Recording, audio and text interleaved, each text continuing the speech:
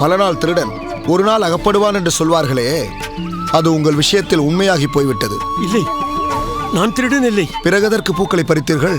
என்னை மன்னித்து விடுங்கள். ஐயா, எழுந்திருங்கள். என்ன காரியம் செய்கிறீர்கள்? எவ்வளவு மூத்தவர் தாங்கள்? நீங்கள் என் காலில் விழலாமா? தவறு செய்து விட்டவன் தண்டனைக்குரியவன் தானே. அதில் மூத்தவன் இளையவன் என்பதெல்லாம் கிடையாதே. சரி, விடுங்கள். நடந்ததையே நினைத்து வருத்தப்படாதீர்கள்.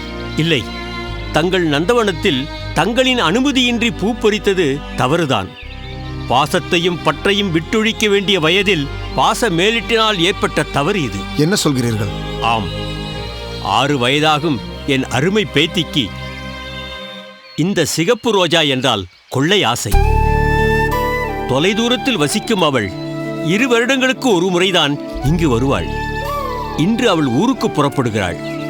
அடுத்த முறை அவள் வரும்போது நான் இருப்பேனோ அல்லது இறைவனடி சேர்ந்து விடுவேனோ என்று யார் கண்டார்கள்? அதனால் இன்று எப்படியும் அவளுக்கு சிகப்பு ரோஜாவை பரிசளித்து விட வேண்டும் என்று கடைத்தெரு முழுவதும் கால்கடுக்க தேடினேன். ஆனால் கிடைக்கவில்லை. இங்கு எதேச்சையாக வந்து பார்த்ததும் சிகப்பு ரோஜாக்கள் குவியல் குவியலாக இருந்தன. அதனால்தான் இதை பறித்து... தவறேதுமில்லை.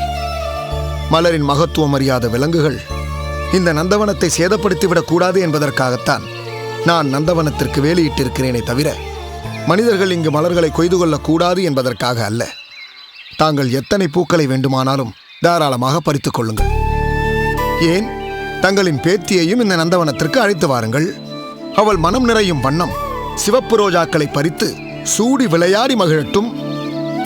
சூடி கொடுத்த அந்த சுடற்கொடி கோதையே எங்கள் நந்தவனத்திற்கு வந்து பெருமாளுக்காக பூக்களை பறித்ததாக நான் நினைத்துக் கொள்கிறேன். ஆஹா, திருக்கச்சி நம்பிகளே, இறைவனுக்காக தன் சொத்துக்கள் முழுவதையும் அர்ப்பணித்து இந்த நந்தவனத்தை அமைத்துள்ளீர்கள் என்ற தங்களின் பரந்த மனப்பான்மையை நான் கேள்விப்பட்டிருக்கிறேன்.